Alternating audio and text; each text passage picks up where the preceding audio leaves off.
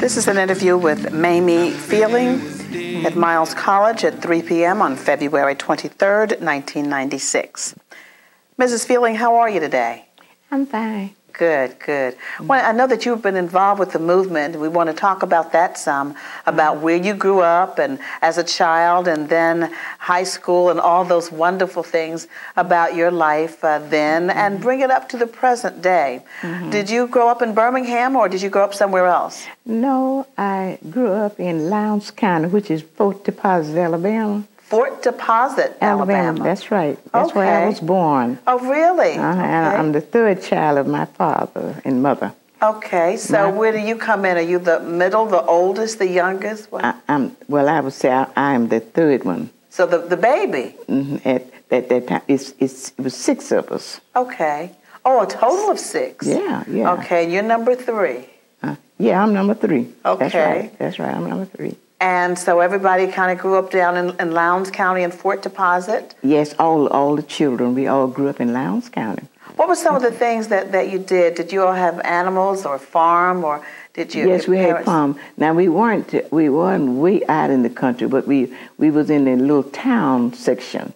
And my father, I remember, that's why I never did learn how to read the funny paper, you know, Dick Tracy and all those papers. He didn't have that kind of paper. He had what you call a Pathfinder. Pathfinder? What kind of paper was that? It was something about news and, you know, like politics and things like that. Oh, kind of educational things about the city. He was a minister and a school teacher too. Really? Yes. Okay. My mother was just a housewife. Well, she had a big responsibility with six children. Yeah, six of us. And every day, you know, I can remember that box number now. Every day when that paper would come, and if it didn't come today, you go back to the post office the next day because we lived just about, I would say about a half a mile from the post office. What was the box number? Do you remember? Box 71. 71. And you remember that from a little girl? That's right. I remember that box number. And I could unlock that box and get that paper out. And then I think that's one reason why I love music. Okay. Why? Tell us about that. And when you open that, when I would open the paper, he would let us look at the paper too. When I would open the paper, I would see a piano in there, and somebody playing, and what I would do then, I would take my little hand and be playing on the paper. How old were you then? What age do you remember? I say I would have been about 7 or 8 years old. Okay, so you loved music way back then. I did. Which that's not that long ago. You're still a young lady. But I tell you what I did do. What? It was after I went to school in Montgomery, I left. My father sent me there when I was about 15 years old. After you know, in Lowndes County, now the black children didn't go any higher than the 6th grade. Really? When you were there? Sixth grade, and then we didn't go to school but 5 months. Was it starting in January or September? Do you remember? Well, I tell you, it would be, your school would close around April. Okay. So just crown back, you can see how far back it was. And you only went for 5 months? 5 months in school. And what happened after that? You just out of school playing around. Now, you pass by the white school now. Yeah. And go about a mile up to the black school. And the white children went to school there full time, but I can't remember whether it was 7 months or 9 months. Do you think it was because a lot of the black children had to help the parents out at home or even had to work for some of the white people late after school? No, that wasn't the cause, because my father, he didn't let his girls work out. Okay. He let the boys work. Oh, okay. Let the girls stay home, and whatever you had, if you didn't have what you want, you stayed home. He didn't let the girls out. Okay, good father. That's right. I can look at your face and tell how much you loved your dad. Oh, I did. Yeah, I was close to my father, very close. And so you said you don't know why the black children only went to school 5 months. Well, since I've gotten to be old, I can understand why. They were just segregated. Oh. They were segregated, that's what it was. We didn't need any education. So how did you make out then if you only went Well, my 5 father, months? he was a school teacher. And did he teach at the school? He taught me at home. Okay. And I was very smart when I went to school. I was smart. And I think I was around 10 years old when I went to school. Okay. But he would come home every night. When I get out to first grade, he would get the second grade book. And I was in the second grade when I went to started school. Okay. What do you remember most about going to school? I know you said you loved music. So did you learn to play as a little girl? Did anybody in the neighborhood have a piano? You know, it's when we got in Montgomery, there were I stayed with my aunt and went to school there. And I went the first 3 years, all white teachers to all black girls' school. Okay. All the teachers were white and the girls were black. That's right. They taught black girls. And it was really cultured. I liked it to an extent. But as I talked with my little friends and things, I wanted to be where they were in the black school. Okay. What do you... Go on, I'm sorry. And I think when I was there about the second year, it was called Montgomery Industrial School. Okay. And I was not there about the second year. It was on Union Street. I'll never forget where that school was. It was on Union Street, right on the corner of Union and High. Okay. And so what do you think was the difference? You said it was very cultural for you being taught by the white teachers. What do you remember that you learned with the white teachers that maybe your friends did not learn with the black teachers? The black teachers. But I don't find any difference in it, but what they were teaching, it was necessary. Let's say it was necessary. I didn't see where they taught anything that I shouldn't have. Okay. What about your brothers and sisters? Well, my brother came to Birmingham when he was about 17 years old and went in the steel plant right here in Birmingham. Oh. That's my oldest brother. He passed about 6 years ago, or 7, about 6 years ago. And he reared 9 children right here in Birmingham. Really? What do you remember about them when you were younger, when you lived down in Lowndes County? We played together well, because I was the only girl until later. My sister was the baby, and she was the last one, so she was way down under us, you know. And she was knowing about when I went off to school. She was just about 12 or 13 when I left home to go to school. Okay. But as far as we children, we had to get along well. If we didn't, we get a spanking, you know. So how were parents when you look back? And it was 6 of you living in Fort Deposit. What do you see of some of the differences? How were families then and growing up, and parents and children and the community? The condition of people were more love than it is today. The people, anything happened to Mr. Johns or Miss so they were concerned about one another. But as of today, it seemed like it's just you. If something happened to you, it just happened to you. But it wasn't like that when I was a child. People were more together. They were together. And I remember walking with my mother to go see sick people at night now. It would be at night.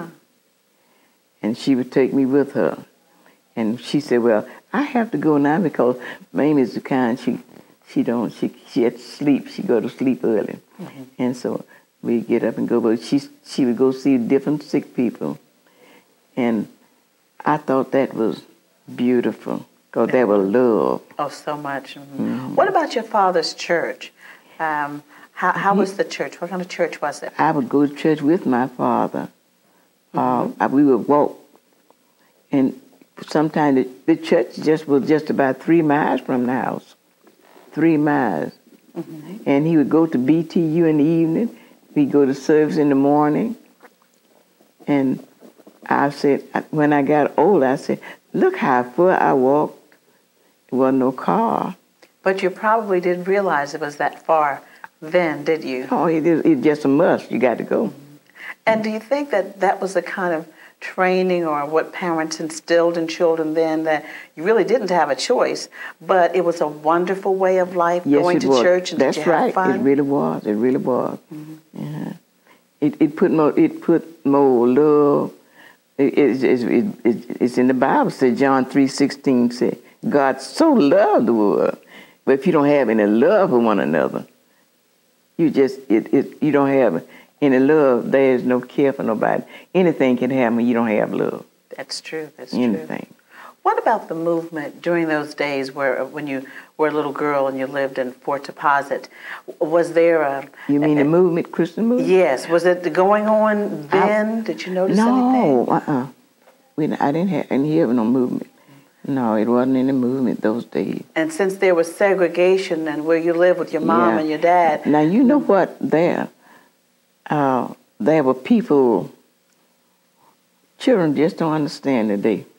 Tell us about that. There were people on plantations, and those people that reared big families. Okay. They farmed. Those kids stayed home, work on the farm. Oh. So and they have, and you didn't go to the store daily or either. You had your food and you had your vegetables, you had your meat, and they would kill hogs. And just like your family gonna kill hog, that man would come help him kill his hog. Oh. And see how much unity that was. Yes. Did you all have any hogs? Yeah, we had hogs, cows, hog, and my father didn't have, when he get ready to go to his school, he taught school. He had a horse, and he ride that horse named Kate. Well, did you ever ride Kate? Yeah, I fell off of Kate once. I fell off, and Kate stood right there until I got up. Oh, well, the Kate was a nice horse then. So your dad and you had hogs, and everybody kind of helped out, and when they would kill the hog, and then they would share the meat or something like that? It's better than it is today. The meat, they would smoke it. Ham, big ham. Smoke that meat. They had what you call a smokehouse. Okay. And they would smoke meat, and to keep it, you'd have meat annually. You didn't have to go to the store for meat. You go to the store for like sugar, flour, little things, notions like that. Okay. So again, you said there was so much unity back then. Then they have cane patch. They're going to make syrup. Like sugar cane? Oh, yeah. Okay. They go to the, well, I never did go to where they grind the cane and make, get the juice out there, and then they would make the syrup. Oh, boy. Was that good? It was. And you know what? We children wasn't sick in those days like they are today. What happened? What did you do to? I wonder sometimes what was the cause of that. I wonder what it is. But something you can point out, because they were eating right and didn't know they were eating right. Because they had the right type of vegetable. Children ate vegetables, but nowadays they eat different little fancy stuff, and it's not good for them, but they want it. So do you think there's a lot of chemicals in the food? I believe that. I really believe that. Fast cooked foods and things like that. That's right. Frozen vegetables, not fresh vegetables. That's right. You're right. There wasn't no frozen vegetables. And wasn't any ice. That's true. So how did you keep things cold? Well, now, those people that had deep wells, they would think that they wouldn't have probably a lot of it. But I've seen my aunt do this. she would put it in a bucket and a long cord and drop it down in the well. And as she needed, she would go there and get it out that day and put it back. So you had well water then? Oh, yeah. Was that good water? It was good. And you kept the food cool and put different things down in the well. And there was some people that had what you call spring. Okay. So you as a family, you did a lot of things together, and you said your mother did not work outside of the home. She stayed at home and raised the children. That's right.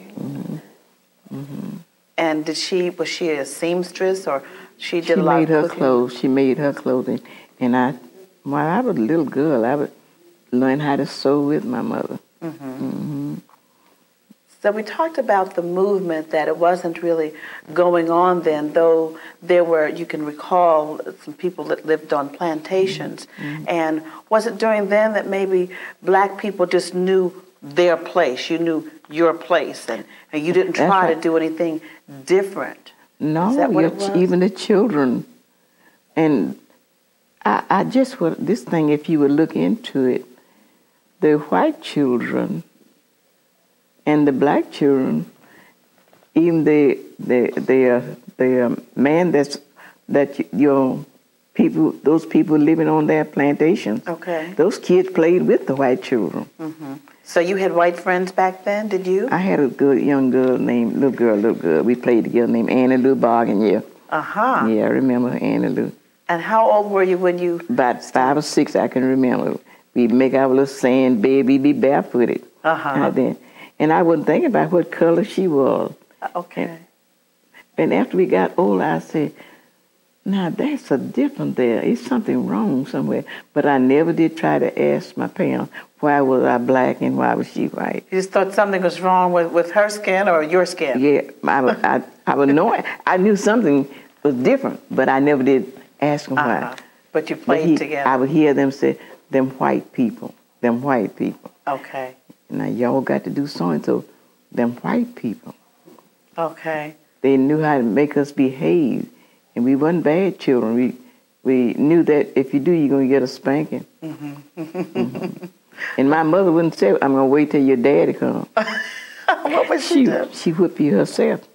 Did you get spanking with a switch or a belt or what? She would take them, get them and plait them. So do you think kids need that today, or what do you think?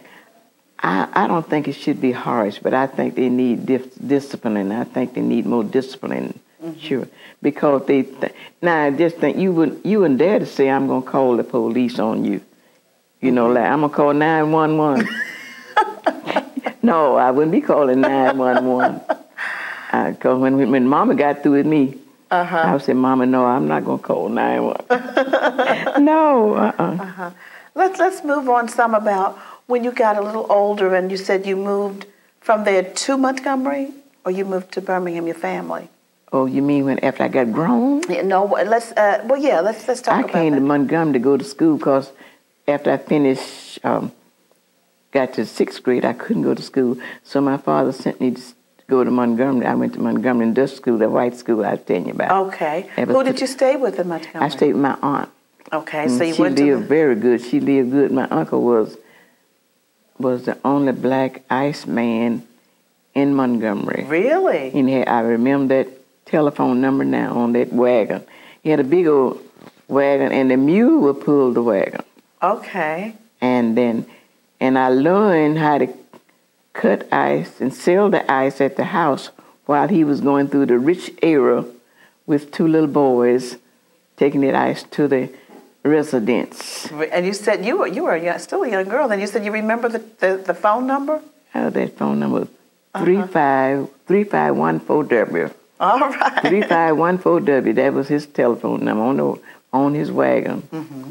And people would call if they wanted to order some ice. Yeah. Mm-hmm. And so they were considered, I guess, kind of rich by him selling the ice. You said we lived good. What was considered good then? What was good living? Well, whenever you want anything, you didn't have to go to the store all the time. You had it in the ice box. Also, you had an ice box. Then you had the ice. Yeah, big ice. And then he would mark that ice 300 pounds. of ice on the back porch. Nobody wouldn't bother. And really? I was a little girl. I wasn't but 16 years old. Mm-hmm. And he had the strings cut up there, hanging there. He had the little container that you drop the money in when people, come by the ice. Okay, so people could come by and get their ice. They did that. They did that. They didn't have to wait till the wagon come. Mm-hmm. He had 300 pounds on the back porch, and it was marked in a little, like I said, 10 pounds. Okay. Uh-huh. All right, you're going to have 10 pounds, and you're going to have, sometime you want 20 pounds. So the different sizes, he had them marked. That's right. He'd have it marked, and I had an ice pick. I didn't do it, and it wouldn't bust apart now. It wouldn't bust apart. It would come out just like the way it was supposed to be. So right. You were an artist and you loved music. That's right. And I would put the string around and hand it to the kids. Uh-huh. Was that exciting for you to work? After he learned me how to do that, and my aunt would help me too. She would help me. It didn't take me long to learn it. Mm-hmm. You're a fast learner. I tied for the little kid, and I would drop the money. I was just as honest. Mm-hmm. Mm-hmm. I'd drop the money when he come home, when he counted money at night. Every dime was there. Mm-hmm. And that was a good feeling because you were helping out. That's right. You were helping that out, and home. they were helping your father. That was home for me. Mm-hmm. Mm-hmm. Was your uncle involved in the movement, or how did you get involved in the movement? No, wasn't no movement in those days. Mm-hmm. It wasn't. The only thing I heard about moving here lately, just when Reverend Shellerway. Yeah. That's the only movement that I heard about. How did you get involved? I know that you got arrested or something during that time. I intend to get arrested. Oh, okay. Let's talk about that. You were with some demonstrators, about 12 or 13 demonstrators, and you carried a sign at Pizitz? That's right. That's right. Now, at that time,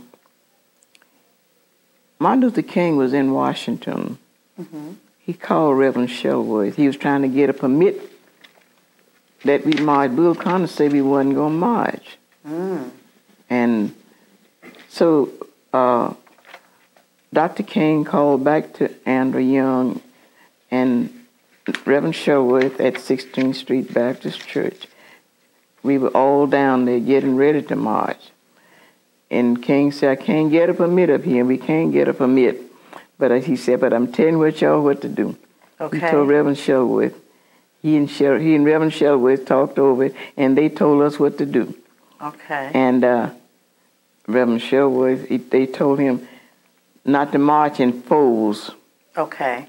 But march in twos, and you won't be covering all the street and all the sidewalk. Okay, so people could get by. Yeah, and that wouldn't be excuse that we disobeyed their law. The audience law. Okay. That was smart thinking. Wasn't it? Mm-hmm. And that's what we did. And but before we marched now, Dr. Young told the young ladies, he said, I tell you what I want you to do. He said, you can't cover the street.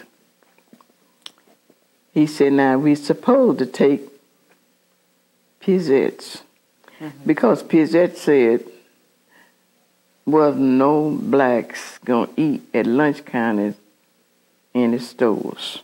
Really? He said that. Mm-hmm. And that is that our aim was to see that that his store would be integrated. Mm-hmm. We would be eating there. Mm-hmm. So there were several young ladies, very nice looking girls. I was one of the older people. Mm-hmm. And Miss Balaam, it was a lady, old as I am, named Miss Balaam. I don't know what became of her. Okay. And, but Monica Carter and Carolyn something, they were the two young girls. They went in to Loveman's because they were looking for us at Pizitz. They had us blocked there. Okay. The police standing there looking for us. So what happened, he said, you young ladies, go into Loveman. That's what Dr. Young said. And stay in there, look at some nice lingeries. You know you're not going to buy it. But he wants you to look at some nice little lingerie and underwear, just like you're browsing around the store. Yeah. Okay. He said, you do that until I can get the signs to Miss Feeling. And she would be handling the signs in the alleyway. Okay. And that was on, I believe that was on Wednesday before Good Friday. And I think King wanted to go to jail on Good Friday. That's a religious cult. Yeah. All right. And then these kids went on in Loveman. And he went back. I went back up to 16th Street with them. We got the signs and brought the signs back and pulled them out. And a lot of the streets wasn't as clean and clear like they are, like Dr. Arrington got them now. They all the weeds were high as I am. And the policeman didn't pay me much attention. Okay. I remember I had on a black two-piece dress. I remember that. And when they put the signs out, he went on, Dr. Young told the kids, now I'm going to put the signs out. And when I come back and love them, he said, y'all know that I has carried the signs to Miss Feeling. Okay, and y'all run and get one and go to the front. Because unless you get arrested, you haven't done nothing. Okay. So we want to get arrested. So everybody got a sign. It was about 13 of them, I think, somewhere along there. But before this, so you know what?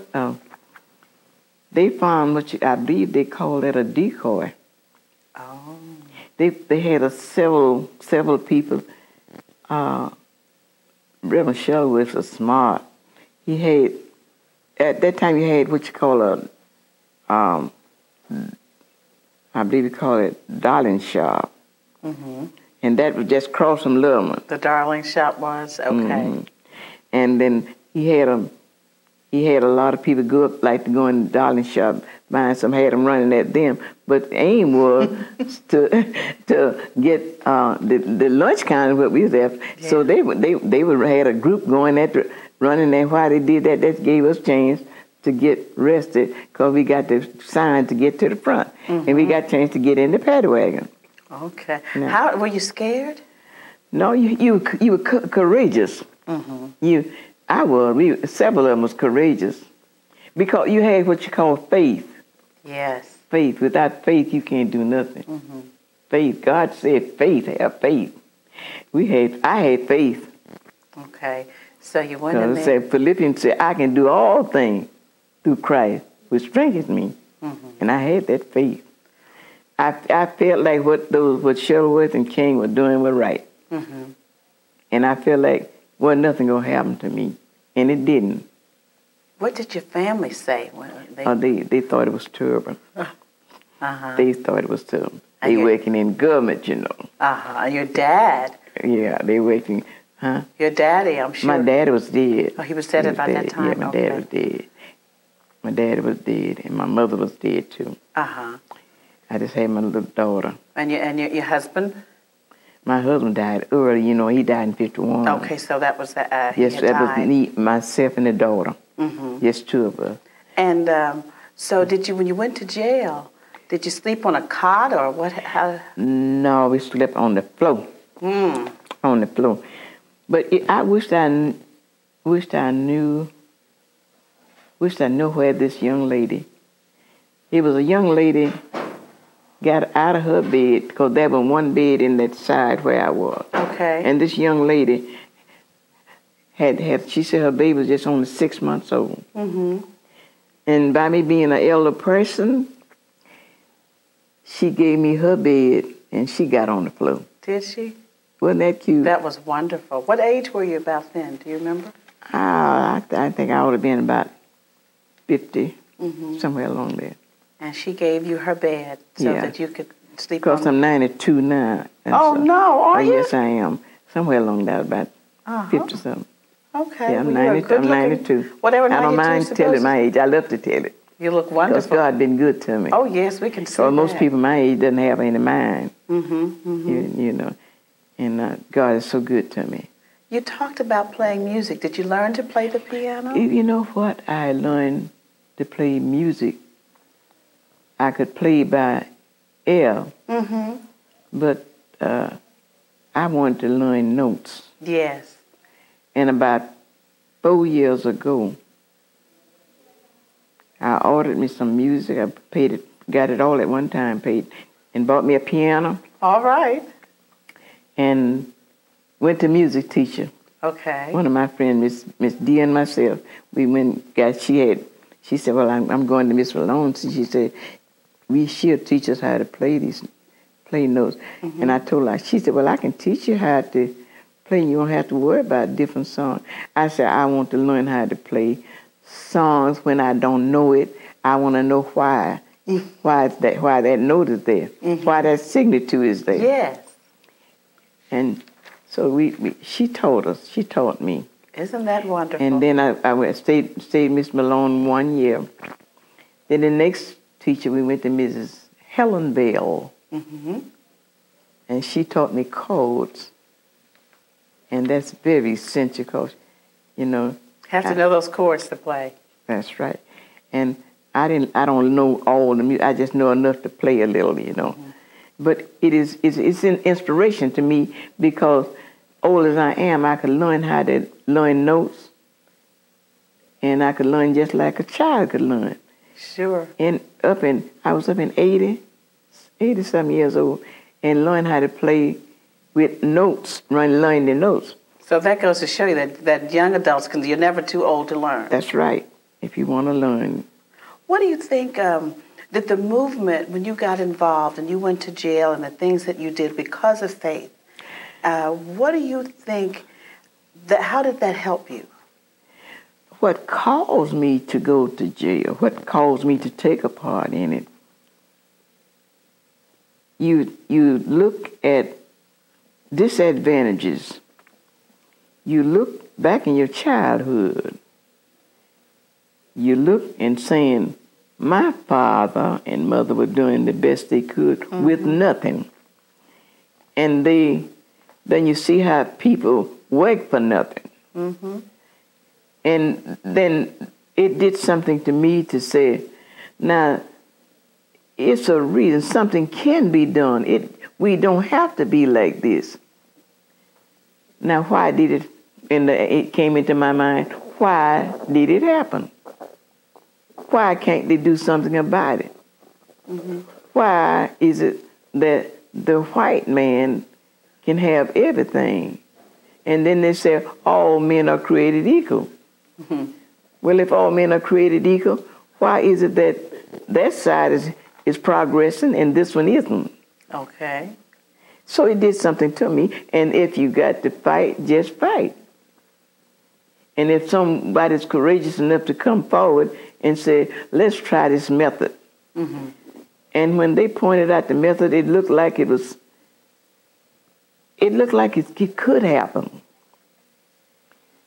And I say, now my father didn't progress. They took something from him, and they took it from me. I said, I'm going to fight. I'm going to try it. What about the police during that time? Were they around a lot when you were during the movement? How did they treat you? Who you mean? The police when you were locked up, were they mean to you, or did they just lock you up and that was it? What happened, being an underwriter, life underwriter, I had collected my debit in the area where I worked, and my manager came down to the jail and tried to get me out. They told me I had to stay in like anyone else. And so there wasn't nothing they could do, but we stayed on in there them 5 days. You stayed 5 days. How was the food? Was the food? It was terrible. It was terrible. They put oatmeal on the table to you with salt and no sugar, no milk, nothing. I wouldn't eat it. But knowing that I was going to jail now, I had money that I had collected. I locked the company's money up. All that money, I didn't turn it into, I didn't go to work. I went on to the movement and got arrested with King and Young and locked that money up and carried some money to jail with me. Okay, so you were prepared. I prepared because I didn't know what I'm going to run into at the jailhouse. And it happened just like I was thinking. So I spent the money and bought little things that I needed to eat there. Who was the judge during that time? And did anything happen to him? You know, it was we went to jail and we had a trial. And they put us back in jail. Okay. But before the trial, at this trial, there was a young lady. I admire her so much. I don't know her either. She was the one that took the club, what you call it, stick from the policeman. Okay, the club? The club from the policeman. And she was right in the same section where I was. And that dress that they tore on her shoulder, she wore that to jail. And but it was the most amusing thing I had ever seen. It shouldn't have been funny, but Lawyer Scholes asked a question. Bittinger and Lawyer Scholes was our lawyer, and they asked a question. Says now, why? He asked the police, said, why is it that she got your club? Where did she get your club from? He said she took it. People laughed. They couldn't quiet the people in jail. I mean, in the courthouse. Yes, yes. It was so funny because the police gonna let individual take his club, and he's a policeman. Was that Judge Brown that was on the bench when this happened? Do you remember? The judge at that time, was it Brown? I can't remember his name. Okay. I can't remember the name. But I know when we got out, I believe they bummed the motel before we got there last time. We were in jail when they bummed the motel. Okay, the A.G. Gaston Motel? That's right. That's when they bummed the motel, we were in jail, and everybody got out. But this children, I love my children. I love them. The children say, the boys downstairs, and the girls upstairs with their women. And they poured water on Dick Gregory. He was in jail with her. And I said, Dick Gregory. They said, we went to the window. I said, I want to see Dick Gregory. We gonna see Dick Gregory. And he was walking across the yard, but he had on a suit that just anybody don't buy, one of the expensive suits. They gave the name of the suit too, but I forget the name of it. And when they put the holes on Dick Gregory, those kids, those young men had a fit, them schoolboys. Yes. They said, hey, girls, choir? He said, choir? Says, sing the Lord's Prayer. They done put the water on Dick Gregory. You talking about singing the Lord's Prayer. Them girls sang the Lord's Prayer that day. Did they? Did they? What, do you think the movement has made a difference in our lives because of the things that you've done and others have done? Has it helped us today? Yeah, they wouldn't have jobs they had if it hadn't. Somebody had to suffer and somebody had to die. What would you do? Would there be anything you would have changed about the movement then, or do you think things went the way they should have gone then?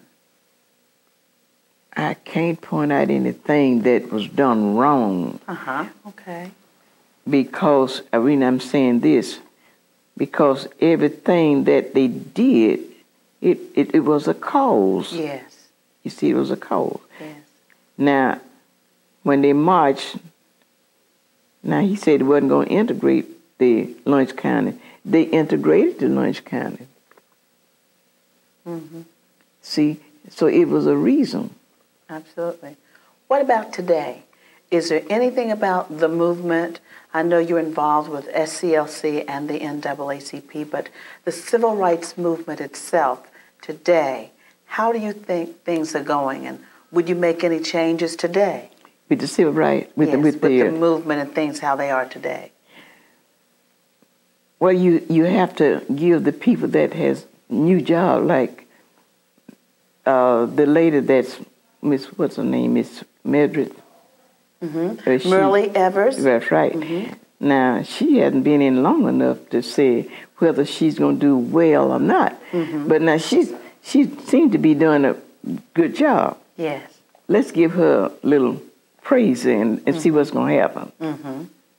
And this new man that you got now, Kwesi Mfume. That's right. Uh-huh. Let's see what he's going to do. He hadn't been in too long. Yes, yes. Mm-hmm. Do you have anything that you had during the movement then, like any papers or a dress or anything that you kept, like people call it memorabilia, or things that you had during then, like something old from the movement that you have maybe donated to the Civil Rights Institute or that you've kept at home? No, I don't have any of those things. Only thing I had was where I paid, you pay your dues and you get your little card. You still have that? I kept that up. Mm-hmm. Uh-huh. Now, NAACP, I was a member of the NAACP for years. Mm-hmm. And my daughter was in the junior partner, NAACP. Okay. Is there something that I didn't ask you that you would like to share with us today before we leave? Well, now, I don't know whether this would be in order or not, but Dr. Woods did charter bus during the time we met him from Selma on that Pettis Bridge. Yes. Well, we met him in Montgomery, and we marched from St. Jude's Hospital down to that hill. That was a long ways down that hill. But I love this lady right now. She's dead now, but she was a co-worker of the North Carolina Mutual, Mrs. Menifee. Mm-hmm. And she had just a big old bowl can of lemonade. Mm. And it seemed that I don't think any lemonade can drink like that because it was good. We had marched from St. Jude down that hill, and we needed something cool. It was kind of hot, you know. And we marched, and we stayed down on the ground in front of the Capitol, and the stars were there trying to get Wallace to communicate with him. Mm-hmm. Under conditions, you know. Yes. And he couldn't get him to say nothing because he wouldn't change.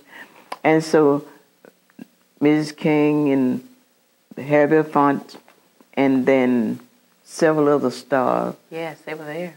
They were there talking with him. And then Dexter Avenue Church was my church for years until I came here. Mm-hmm. And that church was full of the officials. And we as workers, we were on the ground, lying on the ground, and a terrible cloud came up. It seemed like it was going to be a tornado. Mm-hmm. And the people was frightened of it. And that's when I know there is a God. Mm-hmm. God had that cloud to go around from the Capitol, back of the Capitol on another route. Uh-huh. When the cloud was going out of sight, no rain around on us, we lying on the ground, everybody. So King says, you all are worried about the getting wet. He said, what you rather have, your freedom or get wet? Children hollered freedom. and so they all told us, the highway patrol said we wasn't coming up on the porches out of the rain. And there were plenty of room up there, but they wouldn't let us up there. One final question. You mentioned George Wallace. Mm-hmm. What did you think of him then? What do you think of him now? Well, being a Christian. Yeah. John 3:16. God so loved the world that he gave his son, only begotten son, Whosoever believes in him shall not perish, but have everlasting life. Love makes me care for George Wallace, but still there is something it needs to grow within me to make me give him full love. But God's handling it. Okay. He's handling it. Okay. Because knowledge is a powerful thing. It is. And I know from my life what he has done to my younger people and me. I'm passing on. I'm old. But the children was coming. And what he's trying to do to hinder the progress of the youth. And I knew that's what he was doing. Well, I certainly thank you so much for being with me today and sharing all this wonderful information. And we wish you 92 more beautiful years. Thank you so much. But I know the time is coming. I'm happy. Great. God has been so good to me.